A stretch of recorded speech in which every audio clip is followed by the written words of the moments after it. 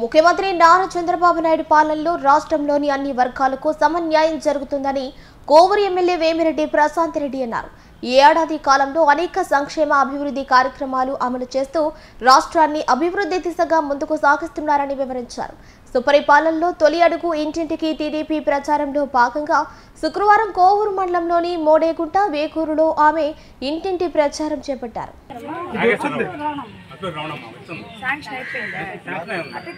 చంద్రబాబు నాయుడు గారు ఈ నెల నుంచి ఇస్తారంటే ఏదైనా జాబ్కి అప్లై చేస్తావా? బ్యాంక్లో చేస్తున్నావా? ఏ బ్యాంక్? ఈ కాగితాలు తీసుకోవాలి. సీఎం రిలీఫ్ ఫండ్ సరేనా? నేను పెట్టించి సీఎం రిలీఫ్ ఫండ్ పెట్టించి డబ్బులు వచ్చేటట్టు చేస్తాను సరేనా? ఇల్లు వచ్చిందా? ఎంతమంది మీరు? ముగ్గురు పాపలా? అమ్మనే కూడా వచ్చిందా? ఏం చదువుతున్నారు?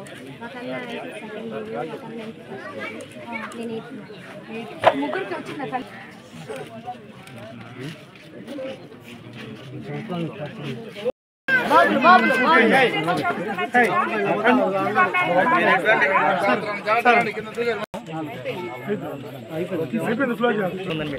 బాగుందా ప్రభుత్వం?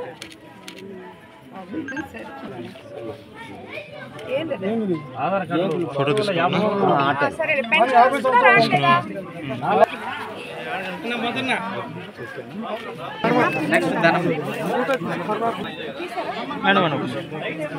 స్లోగా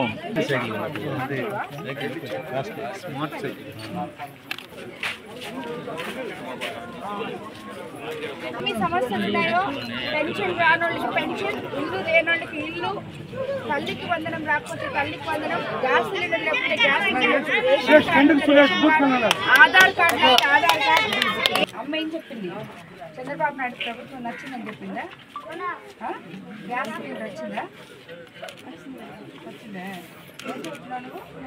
ఎక్కడ స్కూల్? తల్లికి వందనం వచ్చింది. సుపరిపాలనలో తొలి అడుగు చంద్రబాబు నాయుడు గారు మహాయజ్ఞంగా చేస్తూ మీ అందరి దగ్గరికి వెళ్ళి ఏమైనా సమస్యలు ఉన్నాయేమో, సమస్యలుంటే కనుక్కోరమ్మని చెప్పి తిరిగి అతి త్వరలో మనం ఆ సమస్యలని తీరుస్తామని చెప్పి పంపించడం జరిగింది. అందుకే మేమందరము ప్రజల్లో ఉన్నాం. ఈరోజు ప్రతి ఒక్కరము వచ్చి మీ ఇంటి తలుపు తడుతున్నాం. కేఎస్ఎస్ నాయకుల దగ్గర నుంచి బూత్ ఇన్ఛార్జీలు, కో కన్వీనర్లు, క్లస్టర్ ఇన్ఛార్జీలు ప్రతి ఒక్కరు కూడా మీ దగ్గరకు వస్తారు. ప్రతి ఇంటికి వస్తారు. ఎవరెవరికి ఇల్లు లేవో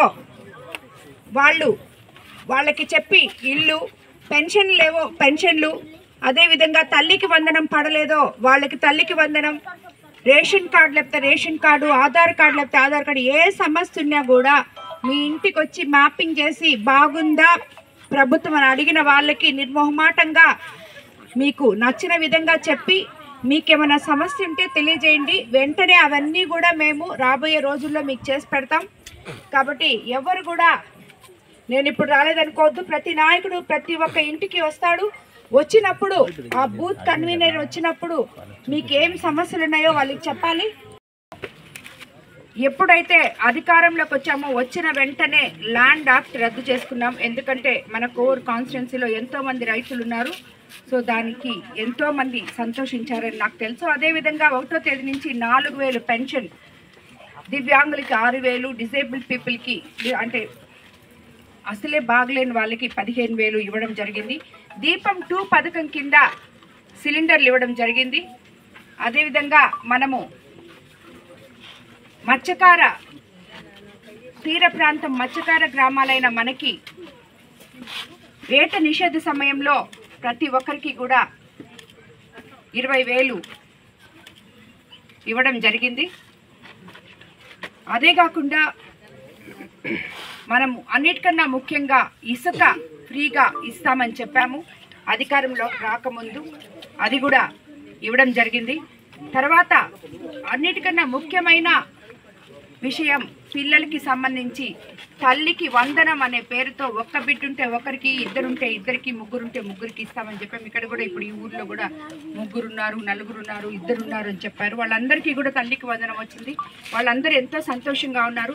తల్లికి వందనం ఒక్కటే ఇవ్వకుండా స్కూళ్ళని మన విద్యాశాఖ మంత్రి లోకేష్ బాబు ఎంతో సంస్కరణ తీసుకొచ్చి ఆ స్కూల్లో మంచి కిట్లు ఇస్తూ పిల్లలకి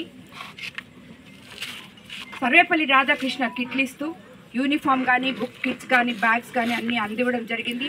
డొక్కా సీతమ్మ పథకం కింద మధ్యాహ్న భోజనం పథకం కింద సన్న బియ్యంతో వాళ్ళకి భోజనం ఇవ్వడం, బలానికి రాగి జావ కూడా ఇవ్వడం జరుగుతుంది.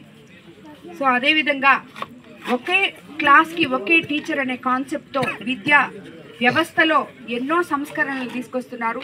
మన పిల్లల భవిష్యత్తు దృష్టిలో పెట్టుకొని అందుకు లోకేష్ బాబుకి ధన్యవాదాలు తెలుపుకుంటున్నాను. అదేవిధంగా గుంటలు పడిపోయిన రోడ్లు అసలు తట్టడి మట్టు కూడా వేయకుండా గడిపేసిన ఆ గుంతలు రోడ్లను ఈరోజు మనం పవన్ కళ్యాణ్ గారి ఉప ముఖ్యమంత్రి పవన్ కళ్యాణ్ గారి ద్వారా పల్లె పండుగ అనే పేరుతో రోడ్లు వేసుకున్నాం. ఎన్ఆర్జీఎస్ ఫండ్స్తో 15th ఫైనాన్స్తో ప్రతి ఊర్లో కూడా ఏదో ఒక రోడ్డు కాలువలు మొదలు పెట్టాం. నాకు తెలిసి మీ ఊర్లో కూడా వేసాం. మీరు ఈ లైట్లు లేకుండా ఇన్ని సంవత్సరాల నుంచి ఎంత కష్టపడ్డారో నేను ఇది చూస్తే అర్థమవుతుంది. ఈరోజు వెన్నెల్లాగా పిల్లలు నాకు స్వాగతం పలుకుతూ నడి రోడ్లో ఇంత మంచి ముగ్గులేసి స్వాగతం పలికినందుకు ఈ వేగూరు గ్రామ ప్రజలకి, కాంగ్రెస్ ప్రజలకి అందరికీ కూడా ధన్యవాదాలు తెలుపుకుంటున్నాను. తప్పకుండా ఎప్పుడు కార్యకర్తలకి అండగా ఉంటాం. మీ అందరూ మీ అభిమానంతో నన్ను అత్యంత భారీ మెజారిటీతో గెలిపించారు. మీకు నేను అండగా ఉంటాను, నాకు మీరు అండగా ఉన్నారు.